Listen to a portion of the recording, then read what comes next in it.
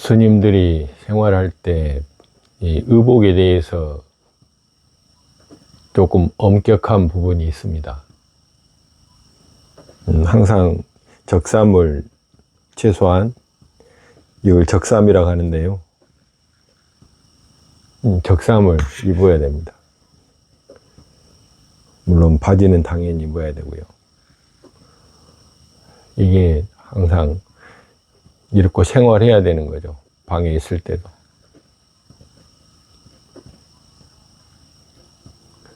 그래서 대중처소에서 잠을 잘 때도 다 바지를 입고 그냥 잠잘 때는 이것만 벗고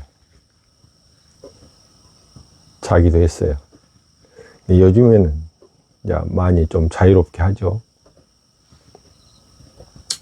저도 뭐 영상 찍을 때 그냥 속옷 차림에 찍기도 했습니다만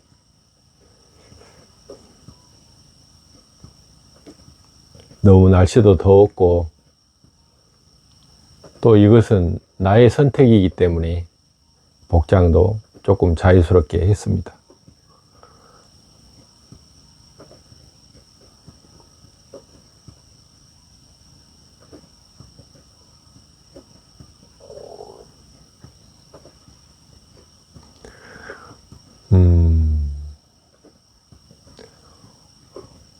죽음은 어디에 있을까요?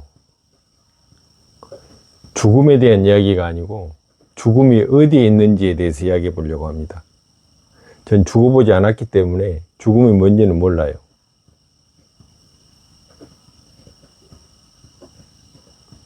그렇지만 제가 체험한 것을 바탕으로 죽음이 어디에 있는가 정도를 이야기해 보려고 합니다. 이 죽음이라는 주제는 이 한국 사람들에게는 굉장히 금기시 단어, 금기된 단어. 누구도 이 죽음 이야기를 꺼내면 좋아하지 않아요. 이 얼마나 한국 사회가 죽음에 대해서 폐쇄적인지는 어떤 한 예를 보고 더 알 수 있어요. 어떤 스님이 대만의 불광산사에서 운영하는 불광대학교에서 죽음에 대해서 박사학위를 받았어요. 그 공부를 하면서 너무나 죽음들에 대해서 폐쇄적인 이 한국에 좀 죽음을 좀 알리고 싶다. 죽음에 대해서 우리는 너무 몰라서 늘 죽음을 획일적으로 슬퍼하거나 또는 등 돌리거나 이런 폐쇄적인 문화를 좀 어떻게 해보려고 그래서 대학교에 박사학위를 받아가지고 한국에 왔습니다.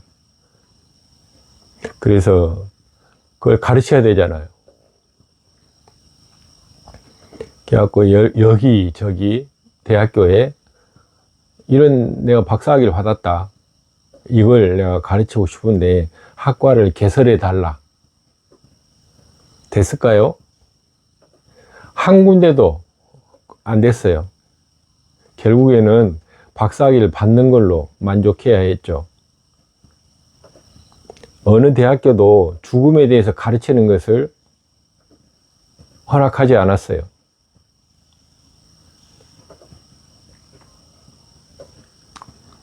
여러분들은 죽음에 대해서 생각해 보셨습니까? 또는 죽음에 대해서 생각하고 있습니까?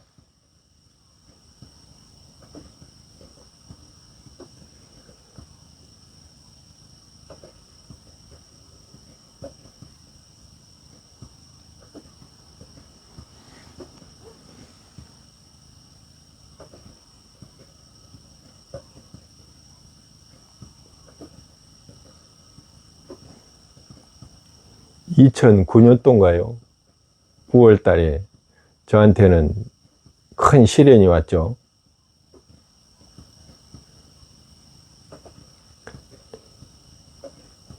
소위 신장이 그때 장애가 생겨서 아무것도 할 수 없었어요. 몸도 움직일 수 없었고 그래서 앰뷸런스를 불러가지고 전라도 광주에 있는 조대병원에 응급실에 입원을 했습니다. 그게 2009년도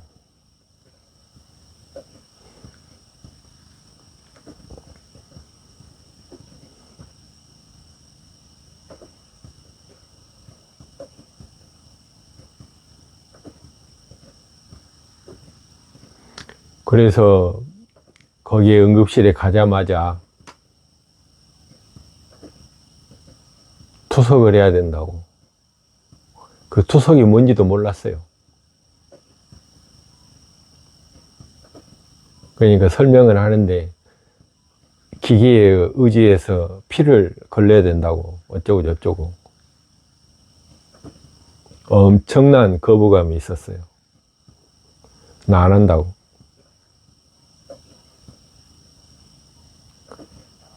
근데 내 상황이 선택 여지가 없었어요. 어쨌든 그 거부감 말로 표현할 수 없어요. 기계에 의존하다니. 그래가지고 그 즉시 그때 당시에 여기에다가 목에 동맥에다가 카테터를 플라스틱 관을 꼽아요. 이렇게. 그러니까 그걸 통해서 혈액 투석을 했어요.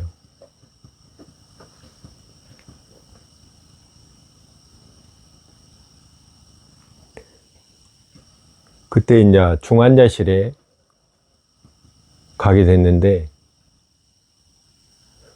엄청난 그야말로 아수라장이에요. 응급실에 중환자실에 가면은 여기저기서 간호사들을 부르는 소리, 그냥 자기 혼자서 떠드는 소리, 또 간호사들이 소리 지르는 소리, 그야말로 뭐 정말 시끄럽습니다. 정신이 없어요. 거기에 침대에 갇혀가지고 꼼짝도 못한 상태. 누가 결박한 게 아니고 제 몸 상태가 그랬어요. 그때 당시에 온 병실 안이 파란 빛. 제 생각으로는 그랬어요. 이렇게 파란 네온 사인이 왜 여기저기 있지? 그때는 이 소변을 보지 못했기 때문에 이 요독이 쌓여서 이제 머리가 많이 맛이 간 상태, 소위 제 기능을 못하고 있는 거예요. 그래서 환각. 아니면 그게 진실일 수도 있죠. 파란 네온 사인. 왜 여기가 분명히 병실 아닐 텐데 이렇게 네온 사인이 여기에 저기에 많이 있지? 그때 당시에 그냥 저의 생각이에요. 그래가지고 여기서 빨리 나가야 되겠다. 그럼 빨리 나가려면 어떻게 하지? 그래가지고 의사가 회진을 오면은 의사한테 이렇게 이야기했어요. 선생님, 저 말 잘 들을 테니까 제발 일반 병실로 좀 옮겨주세요. 의사가 올 때마다 그렇게 이야기했어요. 제 말 잘 들을 테니까 저 일반 병실로 좀 가자고. 그랬더니 진짜 이틀 만에 일반 병실로 옮겨주더라고. 너무나 거기는 지옥이에요, 지옥. 중환자실은. 중환자실에 갈 일이 없기를 바랍니다.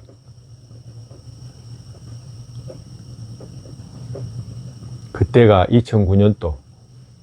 벌써 20년. 그래서 거기는 9인실이었어요. 병실이 크죠. 근데 이게 낮에는 자다가 밤이 되면은 잠이 깨는 거예요. 아신 분은 아실지 모르지만 조대병원은 산속에 있어요. 산속에 아니라 산을 등지고 있어서 도시하고 외곽지대에 있다고. 그래서 밤이 되면은 가로등이 없어요. 완전히 불을 끄면은 칠흑같이 어둡다고. 옆에서 들어오는 불빛이 없어요. 가로등이 없기 때문에. 낮에는 잠자고 밤에는 잠이 안 오니까. 근데 불을 꺼버리니까 얼마나 까매요. 근데 너무 두려운 거예요. 그 어둠이. 죽음이 두려운 거예요. 죽음이. 와, 죽으면 어떡하지? 그러면서 잠이 안 오니까 계속 그 어둠 속에 가만히 하면서 두려움에 떨었어요.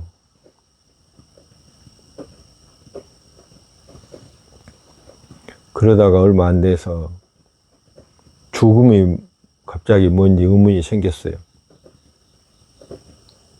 죽음이 뭐지? 죽음이 어디에 있지? 그때 손이 움직였어요. 왼손이. 왼손이 제 왼쪽 옆구리로 이렇게 갔어요. 죽음이 여기에 붙어 있다고 이렇게 이야기하는 거예요. 진짜라니까요. 죽음이 여기 붙어 있는 거예요. 이렇게.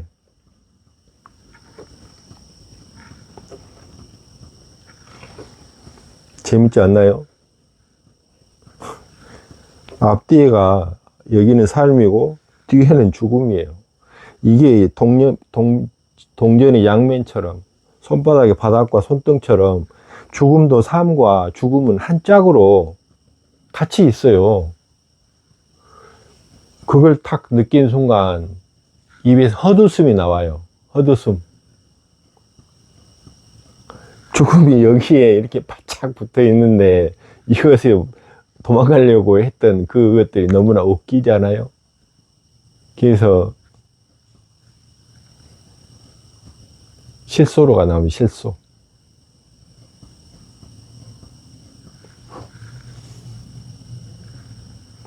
그러고 나서 한 가지 할 일이 생겼어요.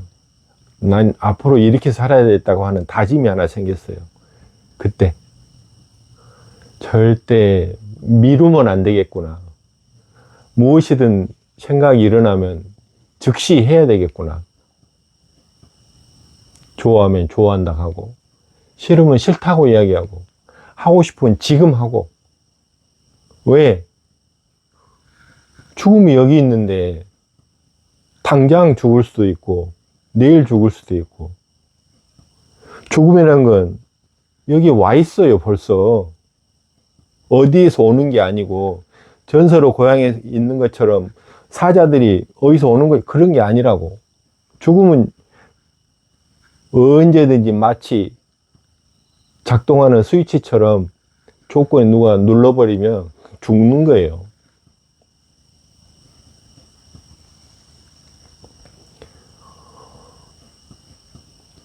죽음이 뭔지는 모릅니다.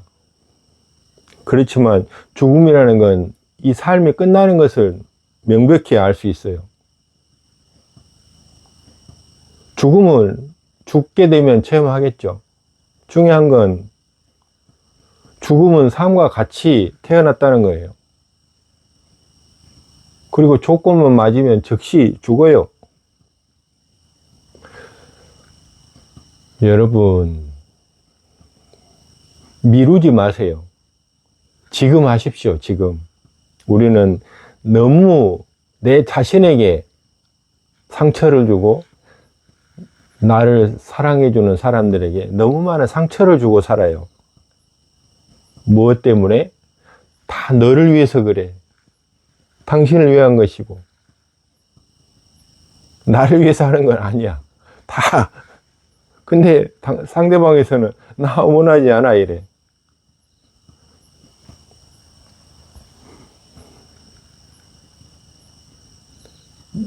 자기 삶을 사세요. 자기 삶을.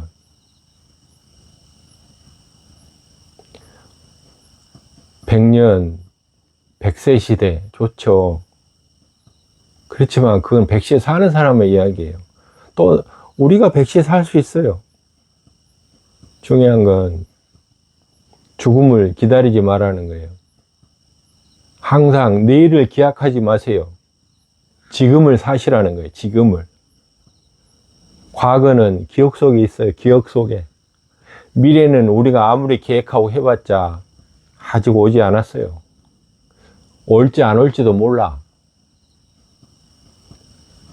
정작 우리는 우리가 느낄 수 있는 건 현실인데, 지금인데, 우리는 저 오지 않은 미래나 벌써 지나가 버린 과거에 너무나 많은 시간과 노력을, 에너지를 써버린다는 거예요.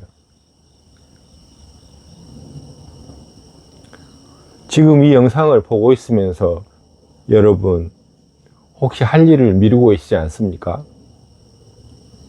하고 싶은 거 있으면 지금 하세요. 옆에 사람 눈치 보지 마세요. 자기 삶은 스스로 많이 할 수 있어요. 명상하는 사람이 왜 이런 이야기를 하냐고요? 명상이 그런 걸 아는 거예요. 명상을 하면 알게 돼요. 어떻게 살아야 되는지, 어떻게 사는 게 유익한 것인지, 삶이 무엇인지 각각의 시각으로 알 수 있습니다.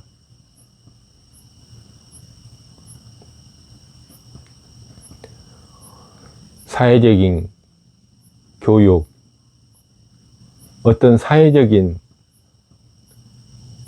세뇌 등 당한 것들,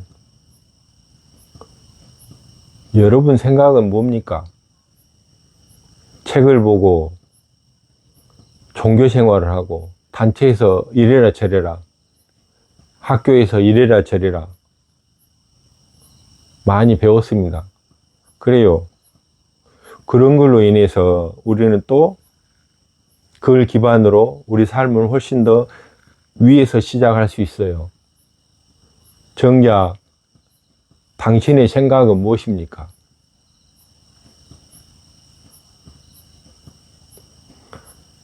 내 생각을 가지지 못하면 남의 삶을 사는 거예요. 후회하는 삶을 살아요. 그런 건 경제적인 풍요와 상관이 없어요. 정작 후회 없는 삶이라는 것은 내가 원하는 삶을 사는 거예요. 그때 내가 그걸 했더라면 대박 났을 텐데, 돈 벌었을 텐데, 이거 의미 없어요. 그게 의미 있는 것처럼 사람들이 이구동성으로 나댈 뿐이에요. 정말로 가슴을 얹고 생각해 보세요. 무엇이 당신을 기쁘게 합니까? 무엇이 당신의 가슴을 따뜻하게 합니까? 돈인가요? 당신이 하고 싶은 것을 했을 때 누가 인정해 주지 않아도 가슴 뿌듯하고 따뜻하고 자존감이 생기는 거예요. 자기에 대한 믿음이 생기고.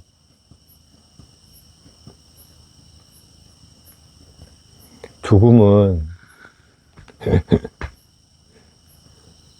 여기 있어요. 당신 등 뒤에 붙어 있어요. 이건 저도 이런 이야기를 하다 보니까 이런 동일한 체험을 한 사람들이 있더라고요. 제 이야기만이 아닌 것이죠.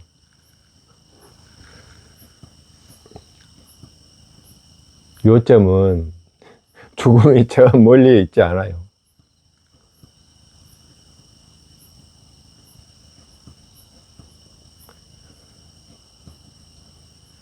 핵전쟁이 일어나고 지축이 서고 화산이 폭발하고 해일이 일어나고 그래서 어디로 숨을 굽니? 그런 말 있잖아요. 지구가 망하더라도 나는 오늘 한 그루에 사과나무를 심겠다. 그게 답이에요. 여러분이 하고 싶은 걸 하시, 어디 도망가려고 하지 말고. 어디로, 안전지대라는 건 지금 있는 곳이 안전지대예요. 거기서 끝내요. 살아서 뭐 할 건데? 삶이라는 것은 사는 만큼 사면 돼요. 삶을, 목숨을 연장하려고 하지 마요. 이거는 내가 할 수 있는 게 아니라고 생각해요. 우리는 다 이구동성 인정하잖아요. 목숨은 하늘에 달렸다. 근데 무슨 궁리를 해요? 지금 하고 싶은 걸 하세요. 옆에 사람한테 가서 어떻게 지내냐고 인사하고 또 좋아하는 사람 있으면 같이 가서 같이 시간을 보내요. 커피 한 잔이라도 같이 하고, 그 일 없는 허드렛 이야기도 좀 하고, 정감 있는 이야기들. 그게 삶의 묘미 아닌가요?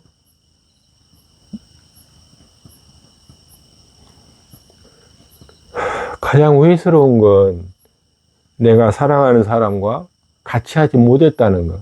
그때 그 이야기를 못했다는 것. 그때 그렇게 해주지 못했다는 것. 이런 것들이 후회스러운 것이지, 내가 나라를 망해먹었다? 내가 회사를 말아먹었다? 이런 거 후회스러운 게 아니에요.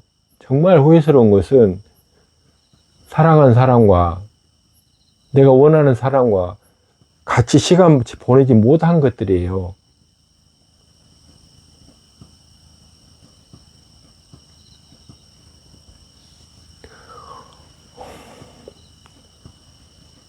죽음이 어디에 있는가에 대해서 이야기해 봅니다.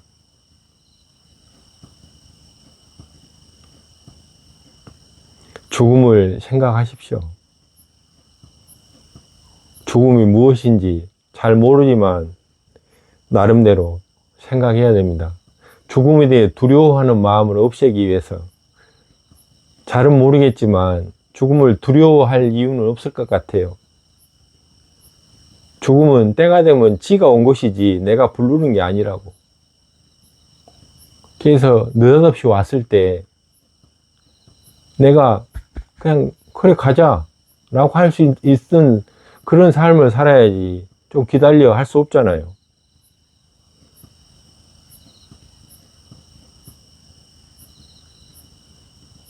후회하지 않는 삶을 살기 위해서 지금 그것을 하세요. 미루지 마시고.